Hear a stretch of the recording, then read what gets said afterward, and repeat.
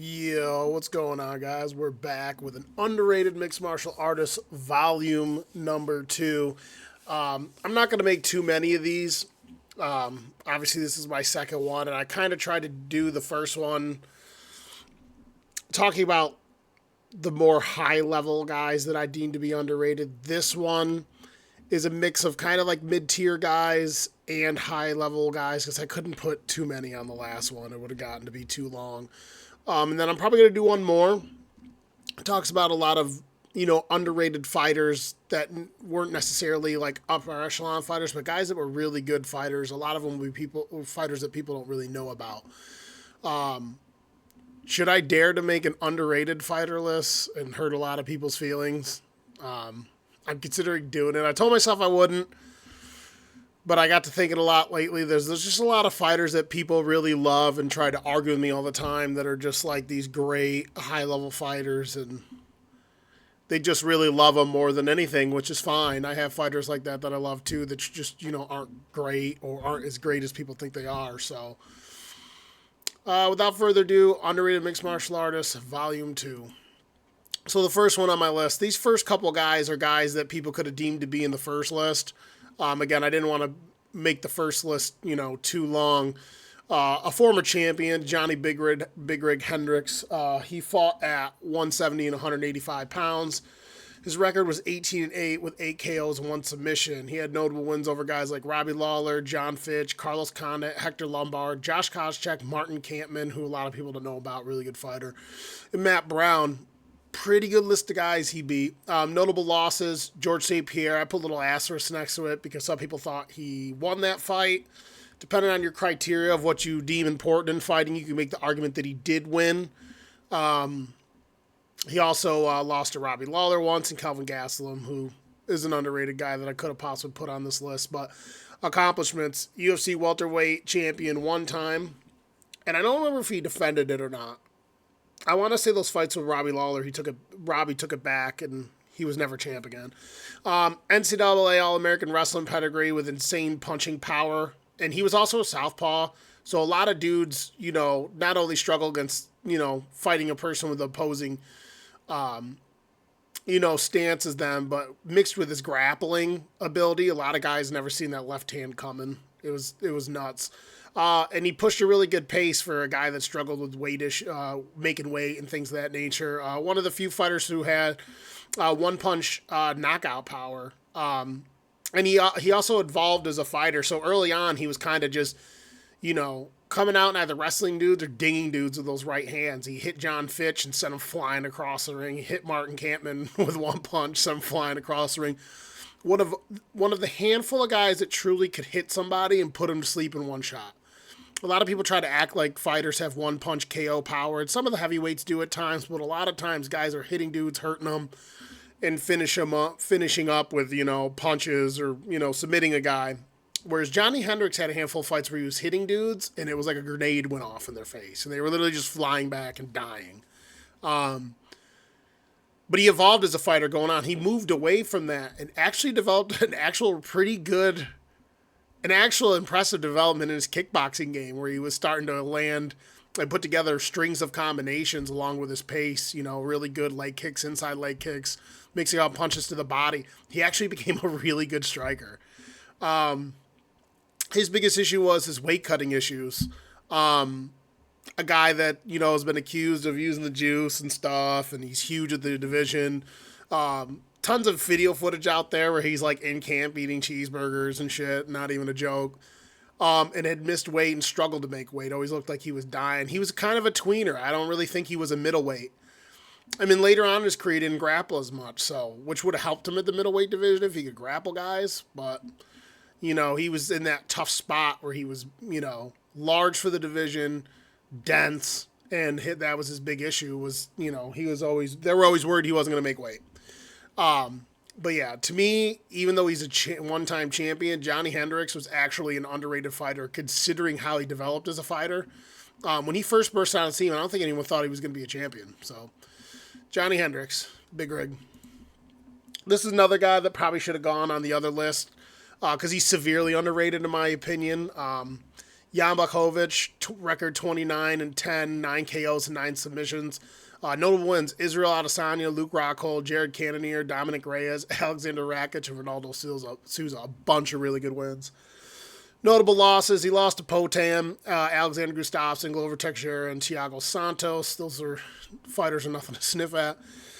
Accomplishments: UFC light heavyweight champion one time, and he defended that title one time. He had a very well-rounded skill set.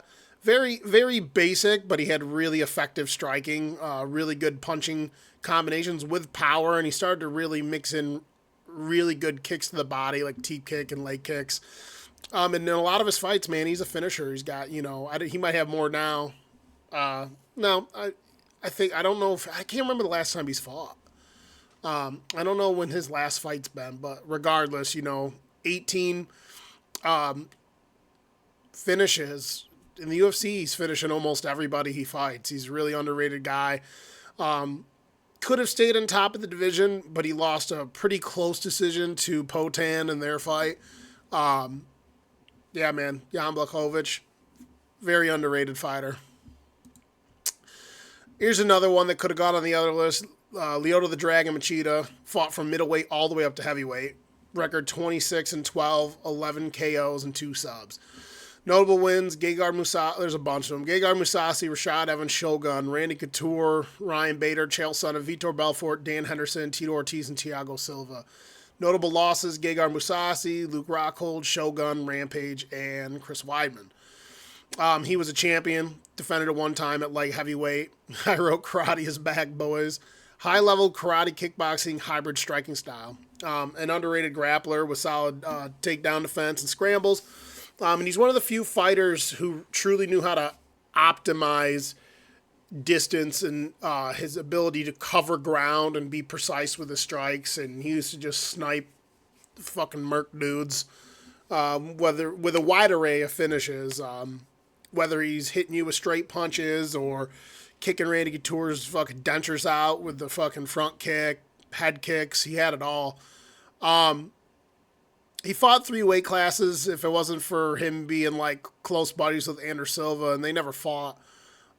He could have possibly vied for that middleweight title. And, when he was in his prime, I don't think it's a crazy assumption to think if him and Anderson fought, he could have possibly beat Anderson. I think the skill sets are comparable, just in a different way. So I think it definitely, part of him being a smaller fighter at times really, hindered him. But just world-class talent, just super, super skilled in literally every facet of fighting, even from the physical standpoint. Way stronger than people give him credit for, given his size. Just a really good athlete and a great mind for fighting. Just a really good fighter. Super underrated, Lyoto Machida. El Kukui, Tony Ferguson, fought 155, 170 pounds. Record 25-11, 12 subs, 12 KOs and 8 subs. Notable wins: Rafael Dos Anjos, Anthony Pettis, Donald Cerrone, Josh Thompson, Edson Barboza, and Yves Edwards. Notable losses: Charles Oliveira, Justin Gaethje, Michael Chandler, and Beneil Dariush. He only loses to the best guys because he's only been fighting the best for years. Accomplishments: interim UFC lightweight champion. He's a 6-time Fight of the Night winner. He has an unorthodox striking style with underrated power. And a lot of that is, I do think his ability, his boxing power is a little bit underrated. But even though he has this weird, unorthodox, shifty boxing style, at times he's been very, very effective and accurate at landing strikes. And yeah, he doesn't have this like stifling one-punch power, but he had enough power where, 2-3 punches get put on dudes and he would hurt them. High-level offensive submission grappler for MMA. It doesn't matter where he is, whether he's on top or on guys' backs. He's, super lethal when it comes to his offensive grappling game, and can fight forever. Dude's got cardio for days. And I forgot to put that, one of the toughest fighters probably ever to fight. One of the most durable up until recently.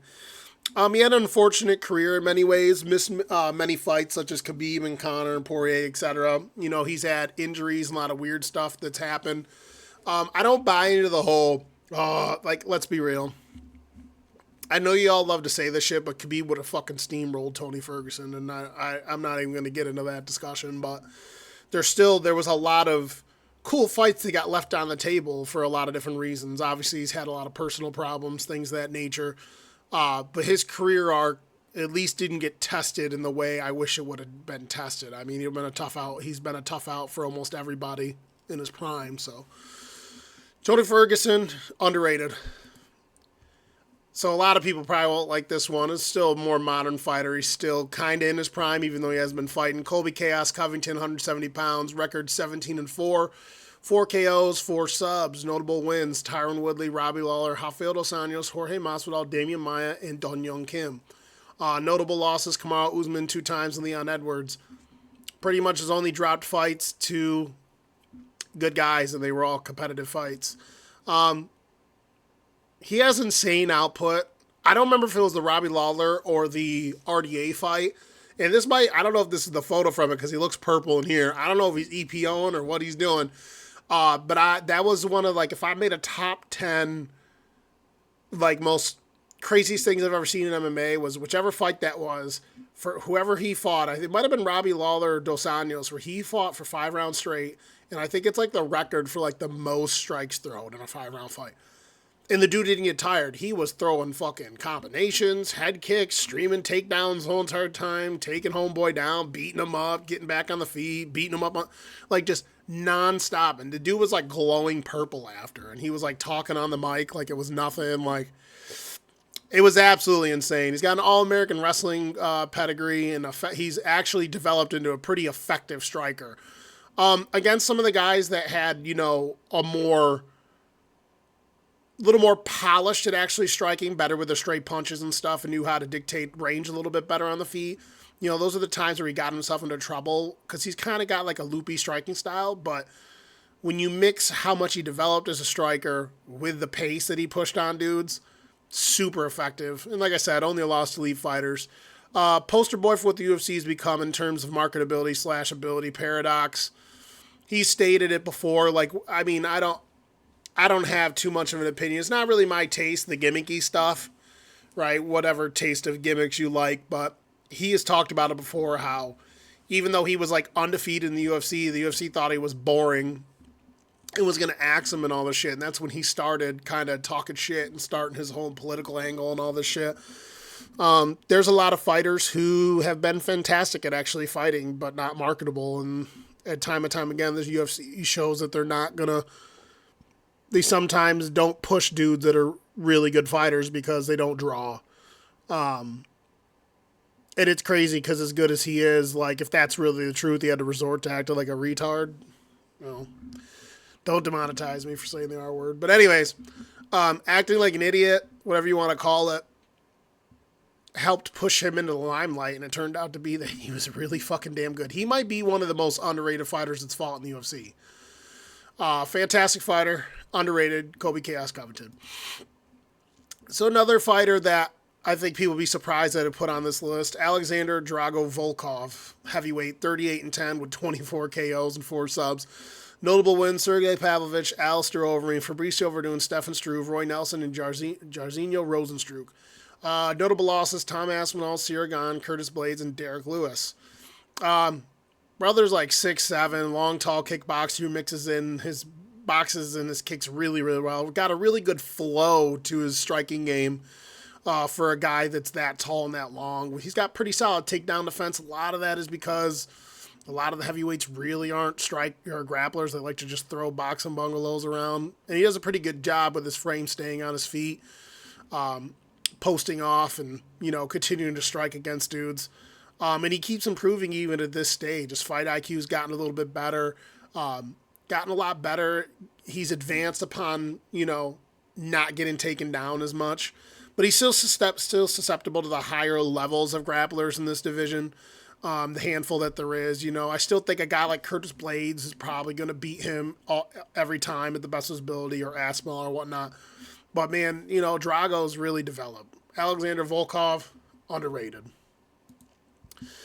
Edson Barbosa, 145 pounds, 155 pounds. Record, 24-12, 14 KOs and 1 sub. Notable wins: Anthony Pettis, Gilbert Melendez, Beneil Dariush, Paul Felder, who's underrated, Dan Hooker, Sadiq Youssef, and Bobby Green. Notable losses, Khabib, Tony Ferguson, Justin Gaethje, Cowboy Cerrone, and Michael Johnson. Most of those losses, Edson Barboza, since the time he stepped into the UFC, has been fighting all the best fighters in this division. I mean, I don't know how he's still going because he's taking fucking beatings from some of these guys too. A really high level speed and power based kickboxer. Ultra twitchy and durable. He's super, super fast. Some of the fastest, the ability to cover ground and specifically throw his kicks just lightning fast and and he's a fucking finisher. He's got a lot of KOs in the UFC. I would say the lack of grappling defense is what's held him back in terms of fighting the upper echelon fighters, the fighters that he's lost to. Always hangs in there, is always durable, and is very competitive, but, it's hard to win fights and put yourself in position to tee off with your striking when your back's on the cage a lot. You're on your back a lot. You spend half the fight trying to get up to your feet. Another thing is, boxing's not as crisp as it should be for a dude whose overall kickboxing game is that good. And he's always been a guy that, depending on the right matchup, has been hittable a little bit. But other than that, with his ability to stay in a fight and be durable, he's still just always been a dangerous fighter. And he's had great moments, spinning head kicks on guys and stuff. He's just a very underrated fighter. He just so happens he's been fighting in the two best divisions in the UFC. So Edson Barboza, underrated. Ruthless Robbie Lawler. So Robbie Lawler is one of the more interesting people on this because he's underrated for a plethora of reasons. The arc of this man's career, since I was a kid, when I first started watching MMA, is just one of the craziest stories in MMA. Ruthless Robbie Lawler, 170 to 185 pounds, record 30-16 with 22 KOs and 1 sub. He's beaten Johnny Hendricks, Carlos Condit, Rory McDonald 2 times, Nick Diaz, Matt Brown, Josh Koscheck, Frank Trigg, and Adlan Amagov. Notable losses, Tyron Woodley, Johnny Hendricks, Colby Covington, Rafael Dos Anjos, and Nick Diaz. Accomplishments, UFC welterweight champion 1 time, defended it 2 times. He was a lead XC middleweight champion and defended it 1 time. Like I said, possibly the greatest evolution of any fighter. He started out as, very much super athletic, aggressive, power, boxing brawler. And eventually over time, as this man matured, he really turned into a very focused, high level, sprawling precision striker. Very cerebral, was able to funnel his rage and anger into just really focusing on just taking cats out. He became a efficient striker, efficient finisher, doing a really good job, fighting southpaw behind his jab and he's got an odd build, so he throws that weird left hand, that left straight, and a lot of guys don't really see it coming, but he developed into a pure kickboxer and really started to piece and crease dudes up with really good power, had really good endurance in his prime, which he never used to have. Took getting into shape really serious. Just everything about what he became was just the opposite of what he was in a lot of ways. Mind, body, skill, everything. Like I said, roller coaster of a career, has a plethora of losses he would have won if he'd matured earlier. There's a lot of fights that when you see what his skill set developed into, it's like if he would have had his mind right, long well before, he didn't get it together till he was 30. He could have possibly, been a champion long before he ended up obtaining the title in the UFC, and he's fought all over the world, different organizations. But one of the most impressive maturations of a fighter and athlete I've ever seen. Ruthless Robbie Lawler, underrated. This is one that a lot of people probably forget or a lot of people don't know about, but Gray the Bully Maynard, 155 pounds, record 13-7 with 2 KOs. Notable wins, Frankie Edgar, Nate Diaz, Kenny Florian, Jim Miller, and Clay Guida. Notable losses, Frankie Edgar, Nate Diaz, and Ross Pearson. An All-American wrestler who was at the time for 155 pounds, in my opinion, is one of the first 155 pounders that was truly physically imposing. Gray Maynard was a big dude, caught a lot of weight, and he was athletic and strong. and they called him bully for a reason. He just was like he was just so big at that weight class, and he could wrestle fuck people, had good ground and pound, had knockout power, both hands. The downside to Gray Maynard was I thought his tactics were really poor. I think he leaned on his physical tools a little bit too much. And, like the nickname dictates, kind of fought like a bully. I really don't think his fight IQ was that good. He never really stringed together like really good combinations, wasn't patient. A lot of times he was just winging that right hand at guys, and he never really evolved much. He was pretty much, when he got to his peak, he was the same fighter, and he was very predictable, had a very predictable, streamlined approach. And this is something we've talked about on the pod before. A lot of these guys develop their striking just a little bit, and they like get good at landing there. A lot of these wrestlers do it. They get good at landing the power right hand or power left hand, and they like, ooh, I got a new toy. And they abandon what got them to that point in the first place, which is their physicality and their wrestling. And Frankie Edgar was just way more skilled than him and sniffed that shit out and beat his ass. But if he would have stuck more to a wrestling approach and mixing it in with his strikes, I think he would have been way more successful. Doesn't have a lot of fights comparative to some of these people under their belt, but at one point he was really, really good and could have been a lot better in my opinion. So the bully, Gray Maynard, underrated fighter. Jorge Gamebred Masvidal. So this one is one of my favorite ones in terms of fighters being underrated because there's a lot of reasons here, but Jorge fought from 155 up to 170 pounds, record 35-17, 16 KOs and 2 subs. He's beaten Nate Diaz, Darren Till, Donald Cerrone, Michael Chiesa, Ben Askren, Jake Ellenberger, and KJ Noons. Notable losses, only really in his prime, in his UFC prime, he only really lost to like the best guys, Kamaru Usman twice, Colby Covington, Gilbert Burns, and Wonder Man's, not Wonder Boy. High-level striker with underrated power and actually an underrated grappler. Really good boxing attack. I think he really had a mind for boxing, in my opinion, the actual art of boxing. Just really good anticipatory thrower, understanding where, setting up traps for guys, understanding where dudes are going to be and downloading information. Could really mix it up, both hands punching the head to the body, straight punches, overhand punches, uppercuts, really good at boxing along the fence, and developed really good inside and outside leg kicks, as he developed as a striker.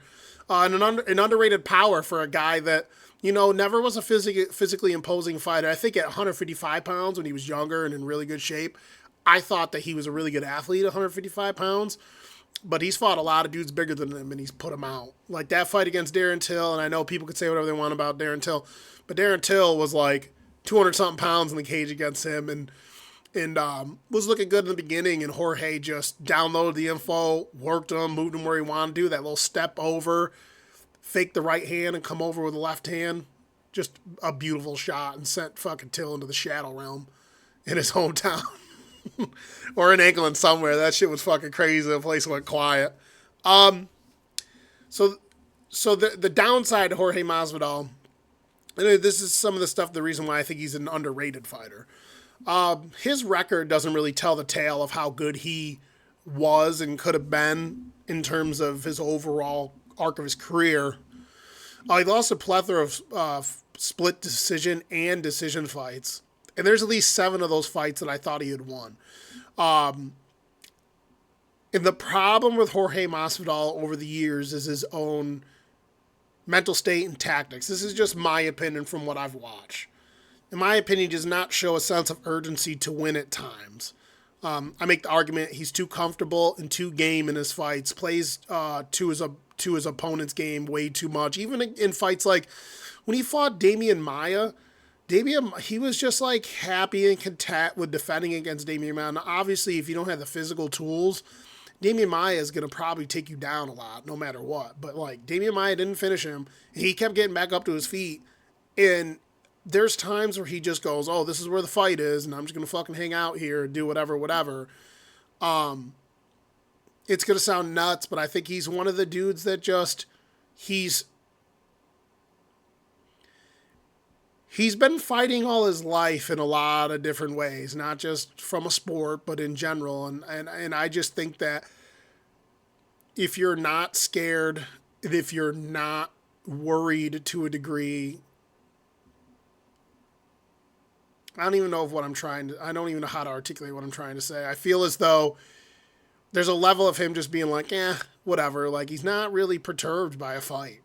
And I think him not trying as hard or implementing a better game plan or caring where the fight goes at times has really cost him.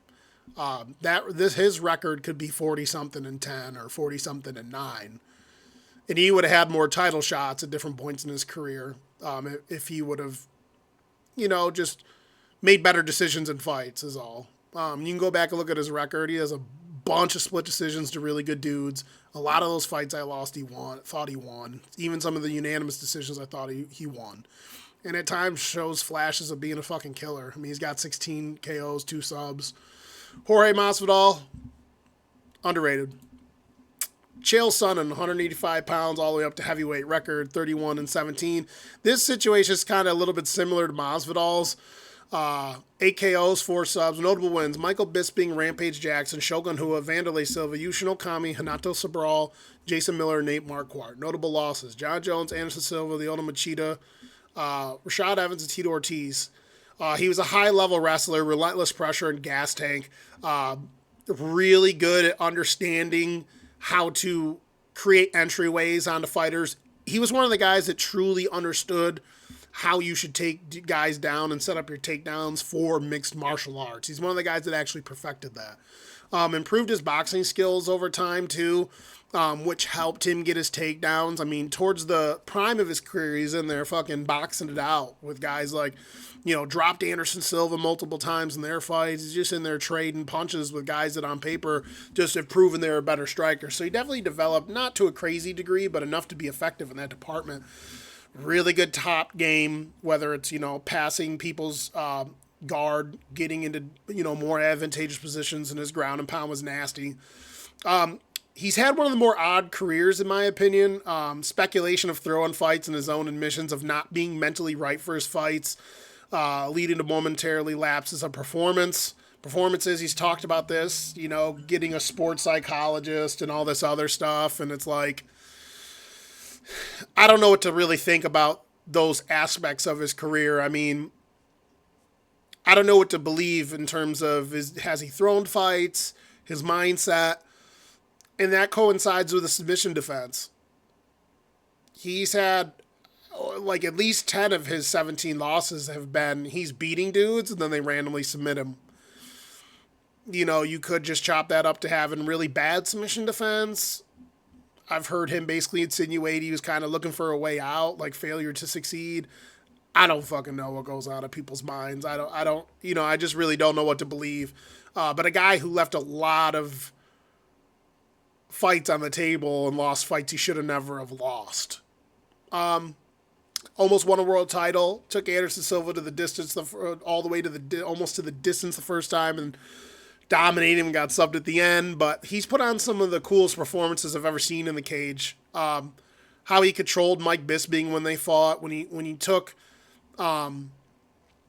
what's his name, Brian Standdown, who was just beating the shit out of everyone, was on a win streak, and he took Brian Standdown, just past his guard and put him in an arm triangle choke. It looked like he was going to pop his fucking head off.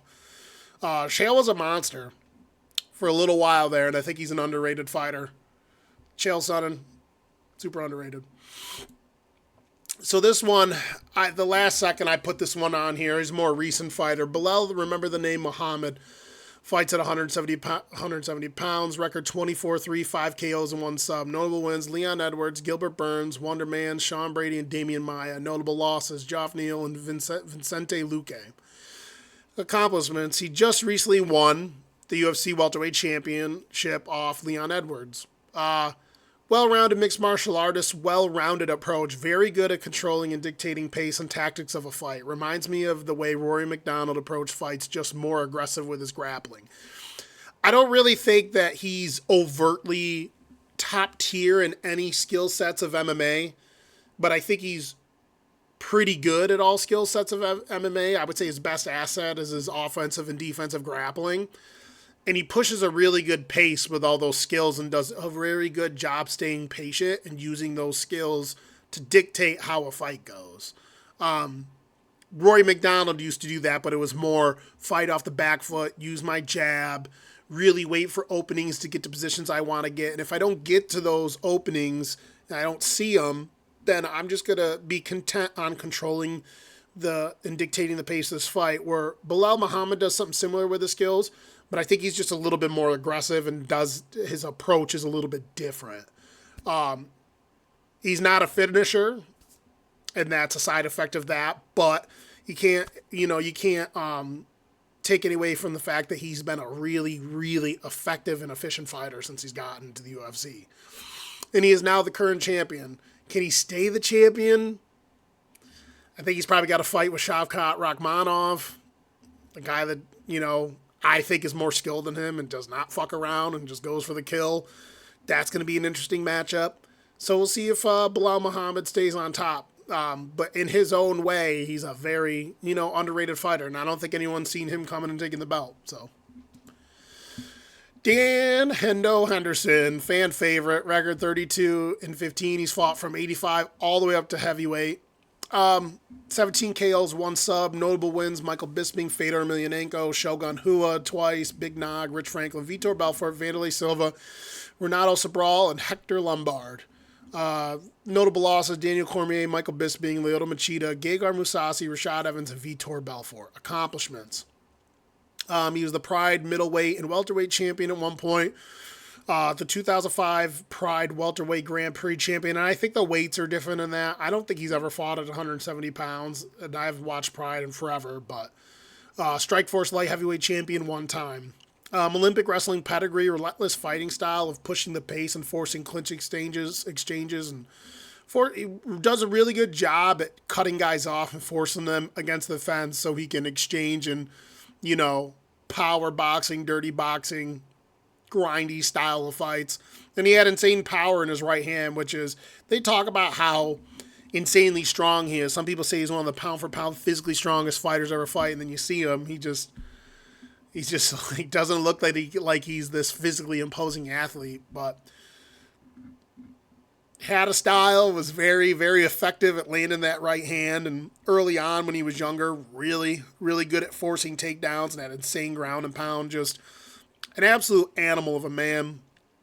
But even though he fought as far as heavyweight, he was outmatched in the UFC by larger, more polished fighters. Dropped a handful of pivotal split decisions on his run in the UFC. He lost a couple pivotal fights there, one to Lyoto Machida. Guys that have that really good movement-based, polished striking style, can stop a takedown. If you're good enough, you can get around the fact that he's really mostly just looking to bomb that right hand at you. Even Bisping in the second time around beat him via decision, because he fought smarter. So, but that being said, Dan Henderson's fought for a long fucking time. Started his career with only one skill set and just started running through some of the best dudes in Pride. Made all the way to the UFC, super competitive, fought for a long time. Dan Henderson, underrated.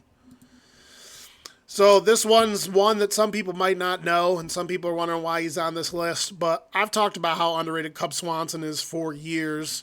It just sucks that he's kind of a side effect for how good the divisions were he's fought in at the time he was in his prime. Killer Cub Swanson, 135 to 155 pounds, record 29-14, 13 KOs and 4 subs.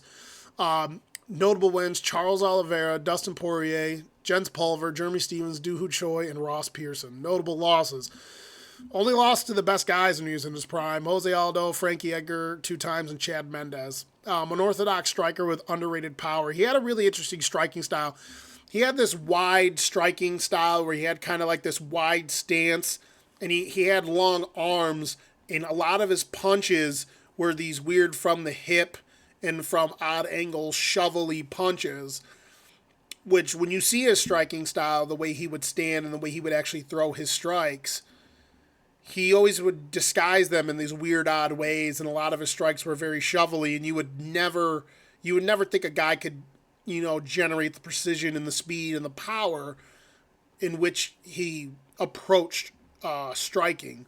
And he was actually underrated in terms of his grappling. He had solid defensive jiu-jitsu and solid offensive jiu-jitsu. And he had an unorthodox build for the division. Like I said, he was long-limbed, long-arm, and did a really good job disguising a wide different array of strikes that he displayed. He was, a really good fighter. Had a really good chin, was really durable, and fought the best of the best guys. I wrote just a level under the top tier of the divisions he fought in. He would go on win streaks when they would fight the more elite tier guys, and he would just fall short against them. You know, it's tough because, like, I would say one of the biggest things is he was kind of a hittable guy. He would hold his arms down a lot and stuff, and a lot of guys could score on him with his wide stance. So whether he's getting outscored, and he'd been finished a handful of times against the top tier guys, but he was just a really good, hard to figure out for most guys. Just a unique fighting style, and it's a shame that Cub Swanson didn't have more success when he was in his prime. It's just when you're fighting Aldo and Frankie Edgar and Chad Mendez, the room for error is just razor sharp. So Killer Cobb Swanson, underrated. Another one that a lot of guys might not know about because he's been around for a while. He's actually retired now. Josh the Punk Thompson fought 155 pounds. Record 22-9, 7 KOs and 9 subs. Notable wins: Nate Diaz, Gilbert Melendez, KJ Nunes, Hermes Franca, Dwayne Ludwig, and Pat Healy. Notable losses: Bendo, Gilbert Melendez, Patricky Pitbull, and Bobby Green. Accomplishments: he was a Strikeforce lightweight champion 2 times with 1 title defense. Solid grappler with underrated striking. His striking developed over time. Kind of a little bit plotty, but had decent power and would put together decent, standard kickboxing combinations. And he eventually started to hold his own in the striking realm. He's actually the only guy. I think he was like the only guy for the longest time to actually KO Nate Diaz. He hit him with a head kick. There's a funny story about that is Joe and I were watching the fights one night, and we were actually watching the fight card he fought Nate Diaz on. And as the fight card went on, Joe was like, has anyone ever thrown in the towel in an MMA match? And I was like, looked at him and I was like, I don't really, I'm like, I've never seen it, whether it's in person or watching the fights or anything, any type of event. I go, I've never seen someone throw in the towel. And then this fight came on, and he put together a really nice 1-2 head kick over the top combination and caught Nate Diaz and put him away. And as he was trying to finish him, or as he was finishing him, Nick Diaz in his corner threw a towel, and you could see a towel come flying across the screen and hit the floor. And Joe and I just looked at each other like, bro, they threw the fucking towel. The referee was already stopping it. But, before the towel came in, like Herb Dean was literally diving in there as the towel came flying in because Nate was getting his fucking ass beat. But was a really good athlete, physically strong for the division, and did a really good job, layering takedowns in with his improved striking over time. He lost a handful of close decisions, including the Bendo fight, which I thought he won the Bendo fight. That's just how it zigs when you zag. He's fought a lot of different, a lot of different organizations over the years. I want to say he had a fallout kind of in his prime at a pivotal point with Dana in the UFC, and he ended up leaving. But, Josh Thompson was a skilled fighter. He was a finisher, and he was a really good athlete with a good gas tank, pacey grinder. He's one of the better 155-pounders ever to fight, in my opinion. I just think there was a lot left on the table, though, for his career. Still 22-9, very respected as a fighter in those circles. So Josh Thompson, underrated. So here's one that a lot of people probably won't know unless you're a true fight fan. Sergey Karatanov was a heavyweight, record 36-9, 25 KOs and 9 submissions. Notable wins: Andrei Arlovsky, Alistair Overeem, Fabricio Verdum, Tyrone Spong, and Roy Nelson. Notable losses: Alistair Overeem, Big Nog, and Josh Barnett. Well-rounded skill set with great striking base. Was lethal in the clinch. Did a really good job getting guys single collar ties, double collar ties. When he got guys along the fence, he would just unload with, devastating combinations, accurate to the body, head, really good knees. Longevity in the sport, great record, had fought forever across all kinds of different organizations. Never fought in the UFC, but and he has a 5-fight win streak currently in his 40s. Like, I don't care what anyone says. It's nuts. He's still fucking... His last fight was this year. He had big wins over high-level heavyweight competition, even though he was never in the C, but matchups were left on the table. Never fought, some of the best guys UFC. So we never would have known how good I think he would have been good in the UFC. I mean, he was a big dude, 6'4", 250 pounds, really good athlete. Sergey Karatanov, underrated. Mauricio Shogun Hua, and I think this might be my last slide, but Mauricio Shogun Hua, 205 to heavyweight, record 27-14, 21 KOs and 1 sub. Notable wins, the Ultimate Cheetah, which he beat the Ultimate Cheetah twice, but he got robbed. Chuck Liddell, Rampage Jackson, Alistair Overeem, Kevin Randleman, RIP to the big homie, Mark Coleman, Corey Anderson, Lil Nog 2 times, Ricardo Rona, and Brandon Vera. Notable losses, John Jones, Dean Henderson twice, Chael Sonnen, Forrest Griffin, and Alexander Gustafsson. Accomplishments, UFC light heavyweight champion 1 time, Pride middleweight Grand Prix champion, UFC Hall of Fame, Modern Wing 2024. He was a high-level power Muay Thai kickboxer with solid takedown defense. Early on, had a solid offensive grappling skill set. He used a lot of his offensive skills, it's going to sound weird, more defensively. Was one of those guys, first guys early on that I would see grab Kimuras and, work a lot of weird submissions. Like, he had a couple fights where dudes were in his guard and he's working fucking omoplatas and go-go platas and stuff. And it kind of looked to me like he was using it just defensively to kind of threaten guys so he could scramble and stuff. Never really looking to sub guys. One of the most aggressive fighters to ever put on the gloves. I remember when Shogun burst onto the scene when I was young. And he was like, I don't know, I think his first fight in Pride, he was 19. And that dude showed up. And he was one of the dudes that was like, oh, Pride's fixed, hold my beer. And just started fucking KOing everyone's favorite fighters. So aggressive. Back then, the Pride rules, you could fucking kick people in the head when they're down. This dude would just soccer kick people in the face. He would hold on to people's legs when he's standing over them. They're on their back. He would jump over their guard and just stomp on dudes' heads. He had one finish where he leaped all the way over a dude's guard as the dude's trying to upkick him. He stomped on homeboy's face and crushed his face, slipped off his face, landed in side control, and just started pounding the dude's face in. That's one of my favorite finishes of all time. His kickboxing bread and butter was straight up 1-punch, 2-punch power kick combinations. He was best when he would get dudes in the clinch. He would just friggin' get dudes in the plum and just take dudes for a ride with gnarly knees. He would throw fucking spinning fucking roundhouse kicks, all kinds of fucking shit. And I'll be honest with you, I was excited when the UFC signed him. I didn't know if he'd be the champion, but, he ended up winning the belt.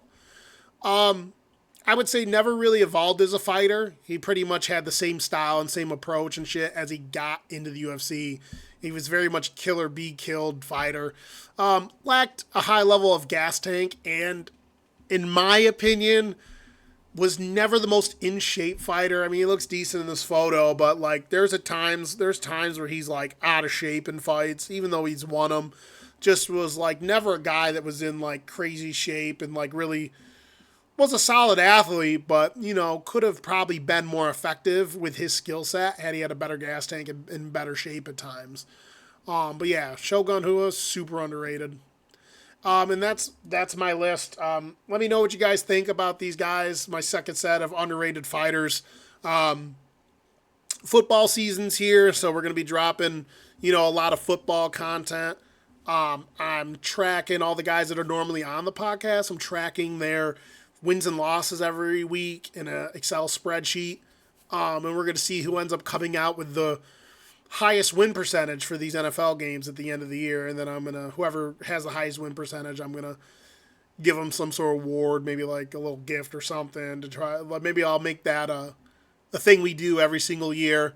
And my power rankings will be quarterly this year. I'm not going to do them every week because eventually it gets to a point where you kind of know what teams are the best. So I'm going to do those quarterly every 4 weeks or so or whatnot. And then obviously down the line, give my playoff predictions. I appreciate all the people lately that have subscribed and liked and commented on my content. My viewership has gone up exponentially, like a couple hundred of %. And I really appreciate it. If you guys really like the content and you're actually watching my content, please comment, subscribe. I will take all comments. I don't care if you hate my fucking content or you disagree with me, let me know. Maybe it'll help me reevaluate how I think about things and things of that nature. But I try my hardest, even though some of these videos are long, to give you some level of analysis of how I feel about a fight or fighters within so much time period. I can make these videos so much longer if I was allowed to truly, really talk about what I know about these fighters and given fights. I try to not make them too long. I think I did a decent little job here. I really hope that you guys enjoy and hit me up later, peeps.